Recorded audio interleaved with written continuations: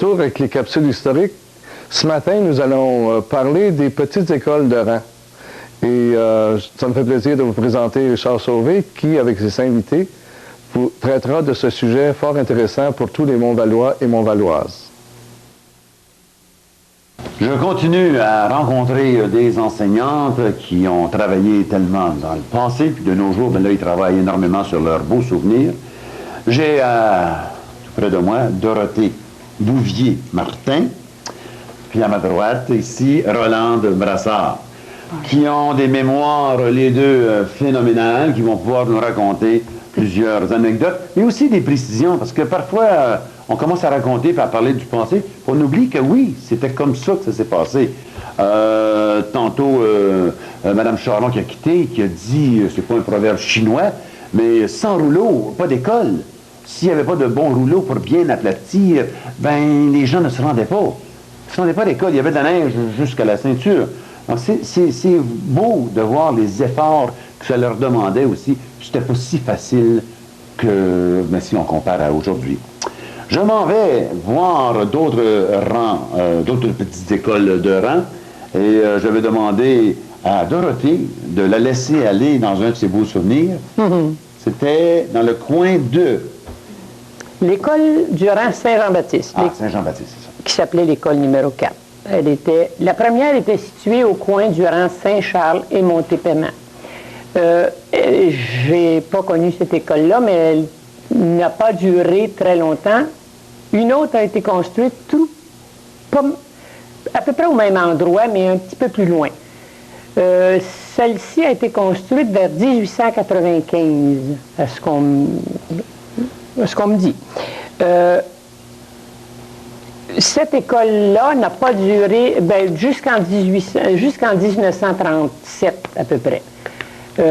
Maman y a enseigné en 23-24. Probablement que la raison pour laquelle l'école a été changée de place, parce qu'elle n'était pas centrale. Il y avait des élèves qui étaient tout près, tandis que d'autres devaient marcher très loin. Il y en avait qui venaient juste autour du lac Les Tourneaux, là. Alors, pour ça, ils ont construit une autre école qui se rapprochait de ces élèves-là. Celle-ci a été construite vers 1937, peut-être 38-39, là. Mes souvenirs ne sont pas exacts. Quand vous avez dit ma mère, c'était votre maman? Oui, Berthe Cadieux. Berthe Cadieux est enseignante. Oui. Dans ce coin-là. Okay. Puis, le fait peut-être spécial, c'est qu'elle demeurait chez ma grand-mère. Elle a marié le vieux garçon de la maison. C'est pour ça que je suis restée là ensuite. Je suis née là. Puis, dans l'autre école nouvelle, qui a été construite en 1939, j'y suis allée comme élève. Ensuite, j'y suis allée comme professeur.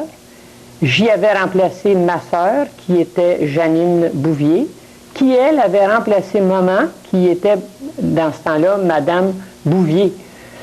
Ça veut dire que pendant 3 ans, on a eu 3 Bouviers comme professeurs.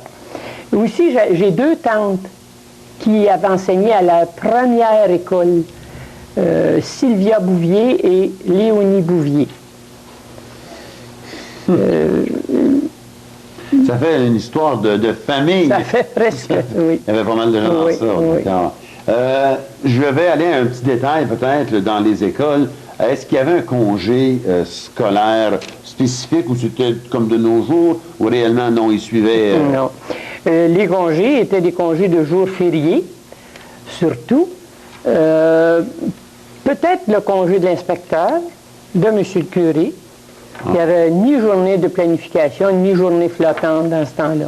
Bon. Peut-être aussi quelques congés forcés, comme les jours de grosses tempêtes où personne ne pouvait se rendre à l'école. Mais c'est dans ce temps-là qu'on parlait aussi que les déplacements étaient dangereux. Puis qu'il n'y avait pas la route, tout était placé, puis les C'était voitures... peut-être pas dangereux, mais pas praticable. Ah, d'accord. Puis là, de là, vous êtes parti après ça vers Hull pour avoir encore d'autres réussites au point de vue école? Parce qu'ici, il n'y avait pas jusqu'à la 9e année, quand même. Non. Il y avait certains professeurs avaient la bonté de nous faire notre 8e année. Moi, j'y ai fait là, ma 8e année, avec comme professeur Joséphine Bertrand, qui a enseigné à plusieurs écoles ici à Perkins.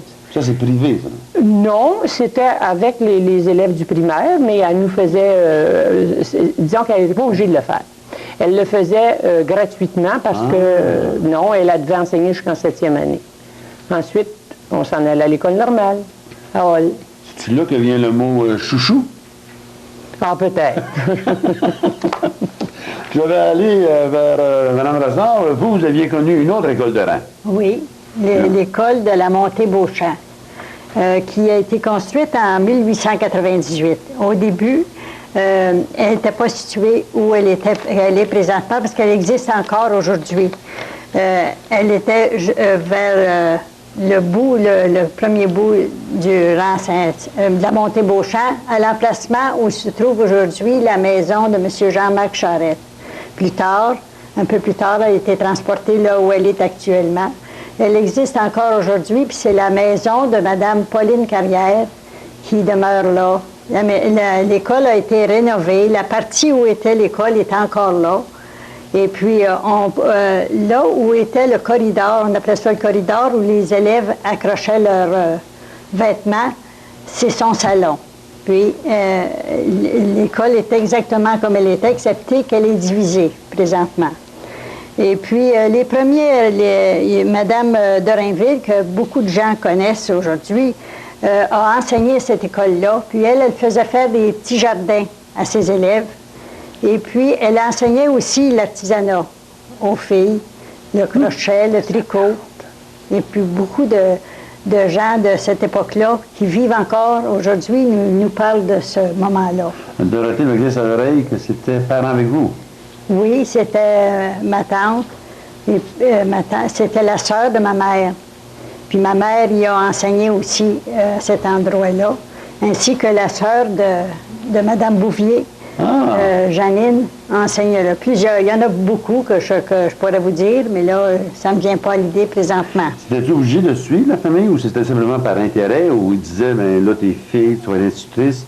C'était pas obligatoire? Non, non, non. Parce que ma mère, c'était une des plus jeunes de la famille, donc elle a enseigné plus longtemps longtemps après Mme de Rainville. Est-ce que vous avez avec vos souvenirs, c'est parce que aussi Mme Martin et Dorothée, tantôt mentionnait aussi, comme un peu les ancêtres sont là, les ancêtres sont dans la place, comme Mme Carrière a une vieille école, comme si les ancêtres sont encore là. Vous vous souvenez de tout ça? Ah oui, on se souvient de tout ça. Puis je me souviens, même Mme de Rainville avait planté un liard en avant de l'école qui était là. Un liard? Un liard. C'est un gros arbre. Ah, ça va pas ça. Oui, c'est comme ça qu'on appelait ça. Puis, à un moment donné, il y a eu une tempête et puis le tonnerre a démoli l'arbre. Puis, mon grand-père avait construit une croix de chemin aussi. Puis, il avait planté ça devant l'école. Puis, cette croix-là, ça fait pas tellement longtemps qu'ils l'ont enlevée de là, vers les années 50. Ça a été enlevé de là. Puis, pour se rendre à l'école, il y en avait qui marchaient très loin. Hein? Il y en avait qui marchaient 2000, 3000. Donc, l'hiver, c'était pas toujours possible. Les élèves se rendaient pas toujours, hein? Puisque les parents ne pouvaient pas toujours venir les conduire. C'est pas tout le monde qui avait des chevaux. Ceux qui avaient des chevaux, ils prenaient leurs chevaux quand c'était trop mauvais, puis ils allaient reconduire les élèves. Ils ramassaient tous les élèves des alentours. Et ceux qui étaient tellement loin, là, comme chez M. Giroir, dans le bout du lac d'Arneson, il y en avait qui venaient chez nous. C'était une entente qu'ils avaient avec la commission scolaire de Buckingham.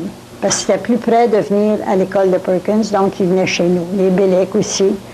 Il se fait que l'hiver, c'est pour ça qu'il y avait de la difficulté, eux autres, parce qu'ils étaient trop loin, donc ils étaient plus, ça prenait plus de temps, eux autres, à faire leur cours que ceux qui étaient près de l'école. Il y avait quelque chose pour... C'est un premier autobus scolaire? Il allait chercher des enfants ou il demandait des sous? Non, non. C'était fait gratuitement, ça. Il prenait les grandes bobsleighs, là. Puis tous les enfants embarquaient. Puis comme Mme Charon a dit tout à l'heure, c'est vrai qu'ils passaient les rouleaux. Les premiers rouleaux, c'était en bois, qui roulaient les chemins. Après ça, ça a été des rouleaux de fer. Mon grand-père en possédait. On l'avait sur la terre parce qu'il s'en servait aussi lors des semences, ces rouleaux-là, pour rouler le terrain. Fait que c'est comme ça que les chemins devenaient praticables quand ils passaient les gros rouleaux avec les chevaux. Ça fait quand même des anecdotes, comme je dis souvent, de petits courages. Ça arrive souvent l'hiver, c'était difficile. Mais je vois aussi le mot paix ou le mot calme. Le matin, comme vous dites, vous étiez avec un enfant. Après ça, il y en a des autres arrivés un peu plus tard. Vous, il y en avait beaucoup, tout à coup, il y a aussi un petit groupe. Je connais un petit peu Baltimore, Saint-Pierre, puis Perkins. Est-ce qu'il y avait réellement ce grand calme-là? Exemple, l'école du lac McGregor, ça a dû être d'un repos total ou non? C'était difficile, puis il y avait de l'ouvrage, puis où cette nature-là vous aidait à relaxer les enfants, et vous-même comme enseignante. C'est très reposant? Moi, la première année que j'ai enseigné, je vais être bien franche, là, je m'étais dit, c'est la dernière année, c'est la première et la dernière année, jamais je retournerai dans une école. J'avais trouvé ça terrible parce que, il y a une confidence que je vous fais, j'enseignais à des élèves avec qui j'étais allé à l'école. Parce que 3 ans avant, je faisais partie de cette école-là. Pas parce qu'il était difficile, les élèves étaient très dociles, très dociles. Les élèves, c'était respectueux envers le professeur. Mais j'y voyais aucun intérêt. C'est des élèves qui manquaient souvent. Puis le plus assidu, là, je dois le dire, c'était Wilfrid Charbonneau, qui était celui qui allumait le poêle le matin. C'était le frère de Jean-Denis Quéty. Ah, ben. Lui, il manquait pas souvent. Alors, souvent, je me suis retrouvée toute seule avec lui le matin. Bien, souvent, pendant l'hiver, peut-être 2 ou 3 fois, là, mais ça, c'était pas intéressant, ça. Ensuite, je suis allée enseigner à Pointe-Gatineau, où il y avait juste 1 degré. Là, j'ai adoré ça, puis j'y suis restée pendant 32 ans. Le feu est revenu? Ah oui, l'intérêt est revenu. D'accord, oui. D'accord. Le lac McGregor, es-tu où dans ce coin-là? Ben, je ne demeurais pas là, mais quand même, là, en 1942, Monseigneur Croteau, parce que les élèves du lac, d'alentour du lac, ils étaient loin des écoles. Il a demandé la permission au département de l'instruction publique, parce que ça ne s'appelle pas le ministère de l'Éducation à cette époque-là. L'instruction publique. Pour avoir une petite école. Puis les Pères Oblats, ils ont prêté la petite maison de pièces qu'eux autres appelaient le château. Puis c'était une maison qui avait appartenu à M. David Lepage. Ce M. David Lepage-là était le grand-père, le beau-père de M. Eugène Martin. Oui. L'arrière-grand-père de mon mari. C'est ça. Oui. Ben oui, on n'a pas l'histoire de famille, c'est bien. Oui, oui. Puis, ça a resté tel quel. Il y avait toutes les chambres étaient là en haut. Les institutrices, je pense qu'ils pensionnaient toutes chez M. Aldège Brassard. D'accord. Qui était chez les Pères Oblats. C'est ton père avec vous, ça? Oui, c'est mon beau-père. OK. Et puis, il n'y avait pas beaucoup d'élèves. Il y avait juste les familles d'alentour. Puis ça a été assez bref, la durée de cette école. Ils appelaient ça l'école indépendante ou une école de colonisation parce que le professeur était pas payé par les commissions scolaires, il était payé par le département de l'instruction publique. Au coût de 40 $ par mois au début. 40 $ par mois, on va Oui, après ça, il fallait payer notre pension chez M. Brassard. Et puis après ça, un peu plus tard, Monseigneur Croteau a obtenu un petit montant supplémentaire de 20 $. Ça fait que c'est en 1946, le dernier professeur qui était là, qui m'a remplacé, c'était Mlle Thérèse Rollin. D'accord. Qui demeurait ici à l'époque, là. Mais elle est partie présentement. Il y avait d'autres bénéfices. Peut-être qu'il n'y avait pas un gros salaire, mais il y avait quand même une importance. Vous aviez un rôle important. Ils vous mettaient sur un piédestal, j'imagine. Votre opinion était importante. Avec M. le curé, on va dire, ou avec M. le maire. Mais quand la maîtresse d'école disait quelque chose, étiez-vous importante? J'imagine, là. Comme vous êtes resté, avez-vous eu le goût, comme Mme Martin peut dire, oh, c'est difficile. Non, après le au mariage, début, c'est pas que là, après le mariage, là, c'est pas, on n'enseignait plus. On n'enseignait pas. Marié, vous ne pouviez pas? Bien, on pouvait, mais habituellement, quand la famille commençait, là... Ah, d'accord, d'accord. On restait à la maison. Je pense qu'on pouvait si il y avait pénurie de professeurs. Oui. Mais autrement, je pense que tu n'avais pas la priorité. Il y en a qui peuvent, qui vont... Elle aussi est un exemple de professeur qui a marié le garçon de la maison. Oui, oui. C'est comme ça qu'elle a connu son mari, elle aussi. Ah, d'accord. Oui, Ça... oui. Oui, d'accord. On n'arrivera pas dans les histoires de romans d'amour. Tant mieux pour les gens qui ont pu vivre ce romantisme des petites écoles. C'est qui encore la Syrie, les filles de Calais ou quelque chose comme ça, qui avait une école? En tout cas, on n'ira pas vers cette comparaison-là. Restons ici à Perkins, à Val-des-Monts. On revient dans quelques instants avec d'autres institutrices diplômées de ce temps-là. Merci. Je reviens dans le passé, avec des capsules historiques toujours, concernant les écoles de rang. Je suis avec Lorna Perron-Maté, puis Gabrielle Charette-Maté. Vous devinez encore Maté? Non, ce ne sont pas deux sœurs, c'est une tante et une nièce. Maté, j'ai aussi le plaisir de jouer avec des gens, Maté et Perron aussi, à Saint-Pierre de Wakefield, dans une pièce de théâtre. Donc j'étais un peu avec vos ancêtres. Ben là, il était costumé en ancêtre, il était en chair et en os. Donc, les deux institutrices vont nous parler un peu plus de Saint-Pierre de Wakefield. Puis, on va essayer de découvrir qu'est-ce qui se passait dans ces écoles-là. Est-ce qu'elle avait autant que nous autres? Ici, des fois, on était rendu à 8 ou 9 petites écoles de rang. Donc, je vais aller ici en sachant le nombre d'écoles dans ce temps-là, Saint-Pierre. Il y avait trois écoles. Ensuite, vers les années 40, il y en a eu un autre dans un chemin de côté là, qui n'a pas duré tellement d'années, par exemple. Mais les trois principales écoles, là, c'est à Val-du-Lac, au bout du lac Saint-Pierre, et puis dans le village, sur la 307, presque au coin de la 366 maintenant, et la 307. Pas loin de l'église? Non, tout près de l'hôtel de ville. Ah, d'accord. Oui. Elle existe encore, et puis elle a été rénovée, puis c'est un logis qu'il y a là. C'est à peu près la plus grande école qu'il y avait. Celle-là, elle avait un haut. Avant celle-là, il y avait une autre vieille école à côté. Je pense que ça a été défaite dans les années 49-50, mais ça a été longtemps. Je n'ai pas les années de la construction de ces écoles-là, par exemple, mais... celle de Saint-Pierre, là, au coin de la 366, c'est la plus grande. Okay. Parce que dans les années 47, ils ont ouvert le haut, il y avait des chambres en haut, ils ont fait d'autres classes, là. Il y avait des chambres d'une famille qui... Non. Il y avait des chambres, comme c'était divisé en 3 chambres, okay. Et puis ça n'a jamais été...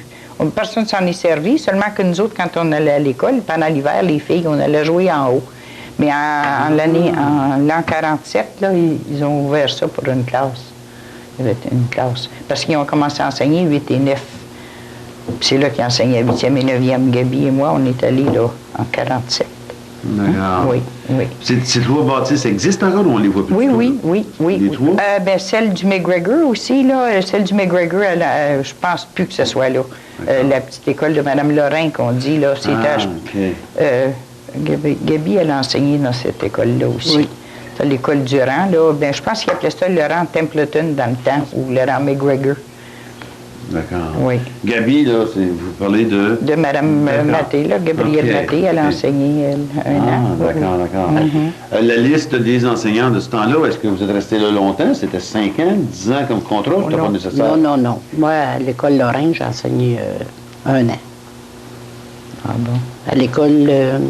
L'école Saint-Édouard, là? Saint-Édouard, sur la 307, là, oui. J'ai enseigné là 3 ans.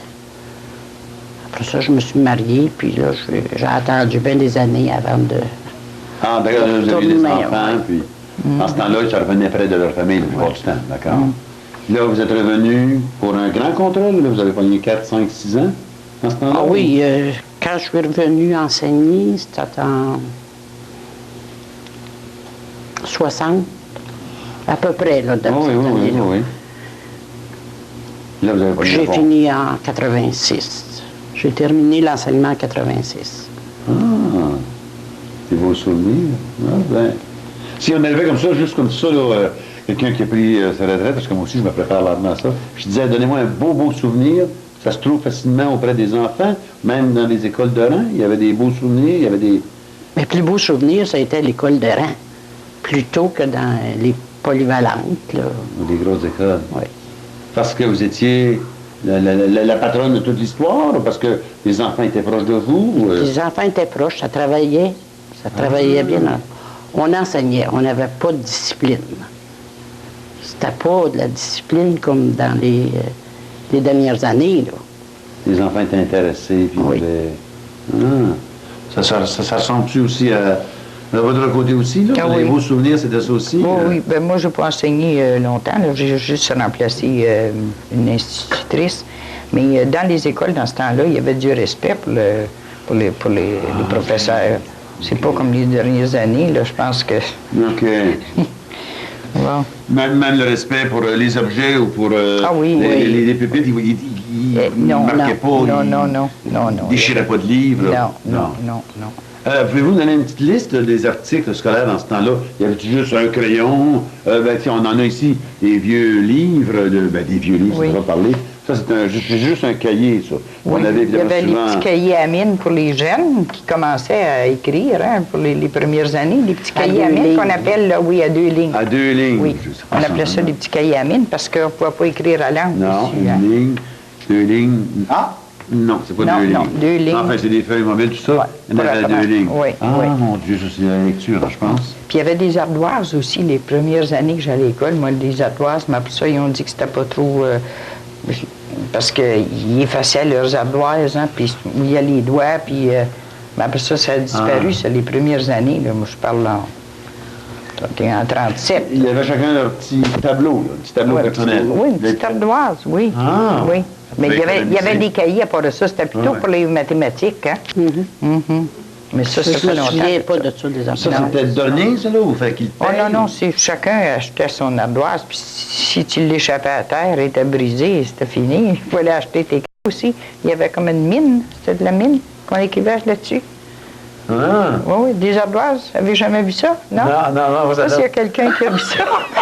Oh non, je Mais doute c'était de pas vous, hygiénique, hein? C'était pas hygiénique, fait que ça n'a pas duré longtemps dans les écoles. Non. là.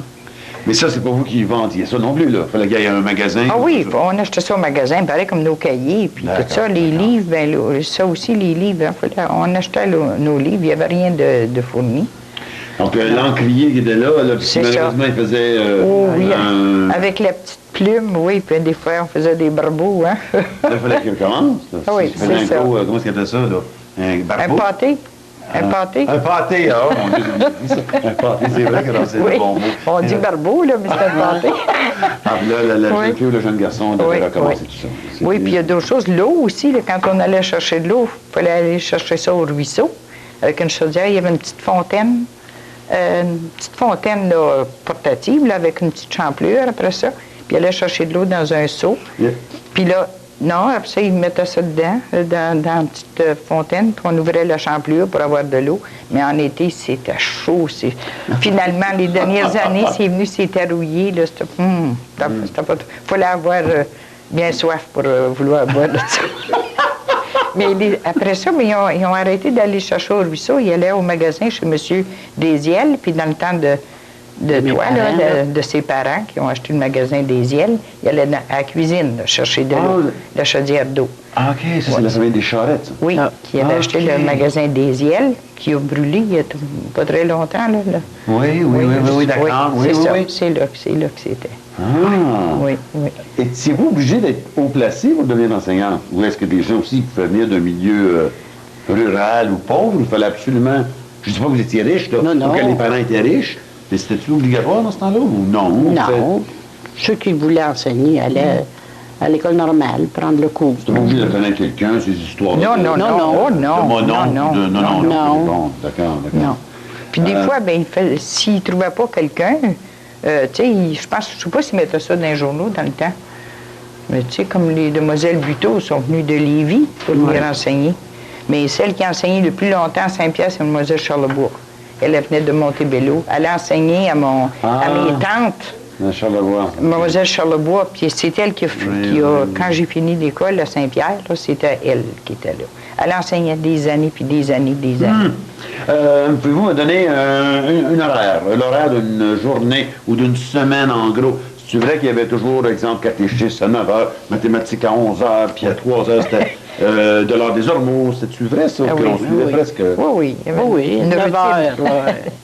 C'était la prière, un chant, puis après ça, c'était le catéchisme. D'accord. Et puis, après ça, on donnait du travail parce que j'avais 4e année jusqu'à la 7e année. Donc, je mettais 4 et 5 ensemble, 6 et 7 ensemble. Puis là, je donnais du travail à un groupe pendant que j'enseignais à l'autre groupe. Après ça, c'était vice-versa, pendant qu'on... Après dîner, c'était le français. Après ça, les autres matières. Là, une journée, ça pouvait être la géographie. Le lendemain, c'était l'histoire. Une autre journée, c'était les sciences. Le dessin, c'était le vendredi après-midi, ça. Ah, OK. Oui. Là, l'anglais. L'histoire 5. L'anglais. Il y avait l'anglais aussi? Oui, il y avait le catéchisme, puis après ça, l'histoire 5 venait après ça. La musique, c'était pas une spécialiste, c'était vous-même? Non, la musique, au début, on... Au début, un peu. L'éducation physique? Un petit peu de notes, non. là. Il allait jouer dehors avec... C'est ça qui était l'éducation physique. Aller jouer dehors. Eh bien... D'ailleurs, pas le temps. Non. On n'avait pas le temps. Oups. Ben, chaque mois, c'était les bulletins. Donc, il y avait des examens. On faisait préparer les bulletins pour... Ben, je trouve ça bien intéressant d'avoir eu un panorama semblable sur ce cadre historique des écoles, ceux qu'il y a eu à Saint-Pierre. Oh, il y avait aussi quelque chose d'intéressant, c'était aussi la façon de mettre la tôle aussi à l'intérieur, à l'extérieur aussi. Oui, oui, dans les écoles, c'était l'extérieur, c'était du lit de tôle, le toit aussi. Puis en dedans, c'était de la tôle au plafond, puis à moitié du mur. Mais une belle tôle... ondulé comme là, tu sais, bien travaillé comme une espèce de fleur. Puis le bas c'était un bois verni, comme un bois franc verni en longueur. Ah oui, qui était... V-joint qu'on appelle en anglais, embouté, là. Oui. Puis il y avait un vestiaire qui séparait le vestiaire, un mur qui séparait le vestiaire avec la classe. C'est dans ce sens-là que c'est toutes ces histoires-là, les cassettes, c'est disponible dans la télévision locale, mais dans les bibliothèques, parce qu'ici en ce moment, on est à la bibliothèque de Perkins, profitez-en à la bibliothèque, des fois vous avez la copie de ces cassettes. Vous pouvez revoir cette famille de Saint-Pierre, où Denise, Rolande, toutes les enseignantes qui étaient ici, Berthe, Madeleine, puis j'oublie, non, Dorothée, je n'oublierai pas. Donc, tous ces gens qui sont venus à présenter ce très, très beau cadre, ce panorama de l'éducation. Merci, mesdames. Vous me ramenez aussi des très, très beaux souvenirs.